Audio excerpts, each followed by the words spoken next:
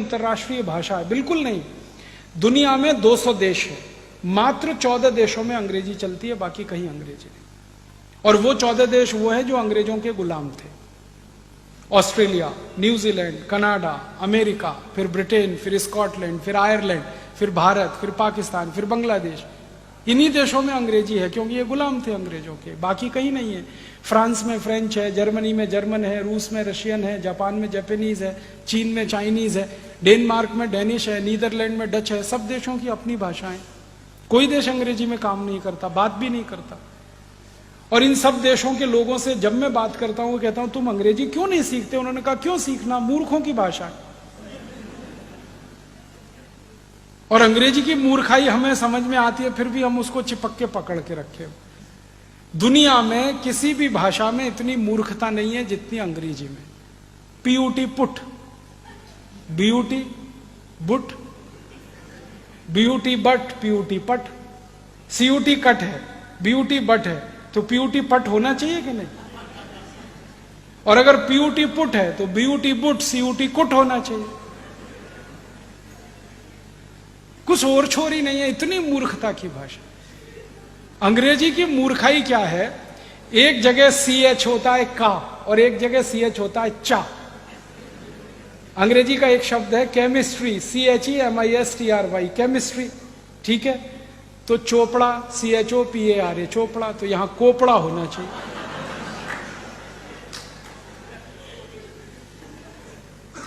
और अगर CHOPARA चोपड़ा है तो उधर केमिस्ट्री होना चाहिए, CHEMISTRY।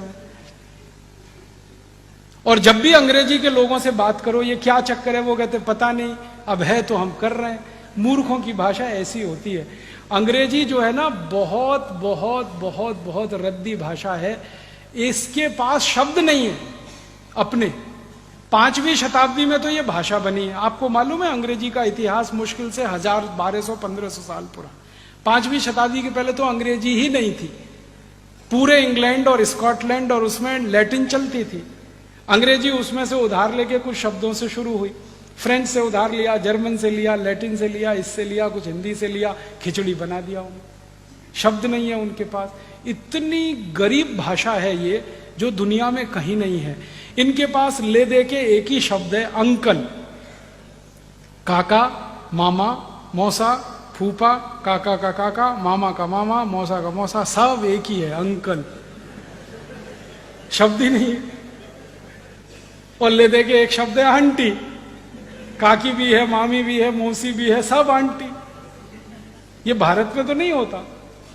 हमारे यहां तो जितने भी रिश्ते हैं, हर एक के लिए अलग शब्द है।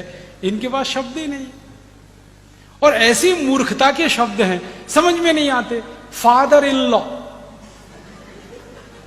कौन सा? इधर वाला कौन सा father in? Mother in law कौन सी? इधर वाली की इधर वाली। मूर्खताओं की भाषा। अच्छा, मैं अगर आपसे हिंदी में या मराठी में ये कहूं कि ये व्यक्ति किसी व्यक्ति का साला है, ठीक है? आप 1 मिनट में पता लगा लेंगे साला है या माने उसकी बहन का भाई है, ठीक है? अगर मैं कहूं कि ये उसका जीजा है, इमीडिएट में पता लगा लेंगे। अंग्रेजी में साला और जीजा दोनों के लिए एक ही शब्द है, ब्रदर इन लॉ। अब पता ही नहीं है कि वो साला है कि जीजा है मूर्खों की भाषा की नहीं? अब ये मूर्खों की भाषा में हम फंसे हुए हैं और अपने को बहुत स्मार्ट समझते हैं। और ये मूर्खता पता है कहां तक जाती है? हम हिंदुस्तानी लोग अंग्रेजी के चक्कर में फंस के हमारा कचरा हो गया। ना हम अंग्रेज हो पाए, ना भारतीय रह पाए। आधे अंग्रेज आधे भारतीय। वो कैसे है? किसी के घर में जाओ तो पिताजी का नाम रामदयाल, माताजी का नाम गायत्री देवी, बेटे का नाम टिंकू। अब मैं पूछता हूं ये रामदयाल और गायत्री देवी का टिंकू कहां से आया? और जिन्होंने नाम रखा है ना टिंकू, उनको पूछता हूं आपको इसका अर्थ मालूम है? टिंकू अंग्रेजी की वेबस्टर डिक्शनरी में टिंकू का अर्थ है आवारा लड़का। जो बाप की ना सुने, मां की ना सुने, वो टिंकू है। और यहां अच्छे खासे अपने बेटे को आप टिंकू बोल बोल के टिंकू बना रहे। क्या मूर्खता के नाम रखे, कैसे कैसे नाम रखते हैं। डब्लू, बबलू, पिंकू, टिंकू, बबली, डबली, ट्विंकल, डिंपल। क्या मूर्खता। कुछ नामों की कमी है अपने संस्कृत में, मराठी में, हिंदी में। क्यों आप ये फालतू अंग्रेजी नाम। और ऐसी मूर्खाई है इस देश में अंग्रेजी के नाम पे। कभी कभी कुछ घरों में मैं चला जाता हूं भोजन आदि करने के लिए, क्योंकि मैं भोजन होटल में नहीं करता, ठहरता भी होटल में नहीं, किसी के घर में ठहरता हूँ, खाता भी घर में ही हूँ, तो अक्सर घरों में जाता रहता हूँ। तो वहाँ अंग्रेजी की मूर्खाई दिखाई देती है। अभी थोड़े दिन पहले मैं किसी के घर में गया दिल्ली, तो उनके एक छोटे से बेटे को माता पिता ने मेरे सामने लाके खड़ा कर दिया। ये हमारा बेटा है। मैंने कहा ठीक है, बहुत अच्छा, ये बहुत होशियार है। मैंने कहा अच्छा, ये बहुत अच्छी कविताएं सुनाता। मैंने कहा अच्छा, सुनवाओ जरा। तो उन्होंने कहा बेटे पोइम सुनाओ अंकल को। मैंने कहा मैं अंकल तो नहीं हूं। कहने लगे फिर क्या है। मैंने कहा काका बना लो, मामा बना लो, कुछ बना लो, अंकल तो नहीं हूं। जो सुविधा है बना लो, मामा बना लो, काका बना लो, कुछ कर लो। तो फिर बच्चे ने कविता सुनाना शुरू किया। Rain rain go away, come again another day, little baby wants to play. मैंने बच्चे को पूछा तुमको अर्थ मालूम है इस कविता का। नहीं मालूम। क्यों सीखा। मम्मा ने सिखाया। मम्मा को पूछा आपको अर्थ मालूम है। नहीं मालूम। क्यों सिखाया। उसकी टीचर ने सिखाया। टीचर को फोन लगाया, आपको अर्थ मालूम है इस कविता का। नहीं मालूम। किसने सिखाया। हमारे टीचर ने सिखाया। अब मूर्खों के मूर्ख कविता सिखा रहे हैं, rain rain go away, come again another day. फिर मैंने उस बच्चे को समझाया इस कविता का अर्थ है बारिश बारिश तुम चली जाओ, यहां मत आओ क्योंकि मुझे खेलना है।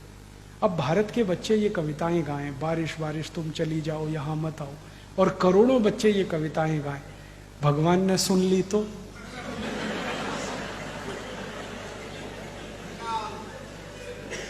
भगवान ने अगर कविता सुन ली तो बारिश को वापस बुला लेगा, यहां बारिश होगी नहीं। और 60% खेती बारिश पर इस देश में जिंदा रहती है। वहां अगर बारिश नहीं होगी, आप भूखे मरेंगे, मैं भूखा मरूंगा, शेतकरी भूखा मरेगा। तो भारत में इस कविता की गरज क्या, जरूरत क्या। ऐसे मूर्ख लोग अंग्रेजी में कविता से। फिर उसकी आई ने, बच्चे की आई ने कहा फिर कौन सी कविता सिखाऊं। तो मैंने कहा कविता सिखाओ, ये रे पाऊसा, तुला दे तो पैसा, पैसा झाला खोटा, पाऊस आला मुंह।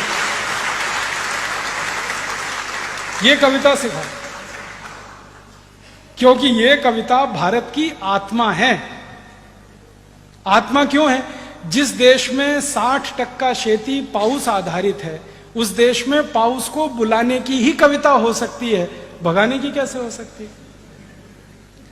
तो हमारे बच्चों को तो यही सिखाना चाहिए, बारिश बारिश तुम जल्दी आओ, बार बार आओ, मैं तुमको पैसा देना चाहता हूं इसलिए आओ। ये भारत की कविता है।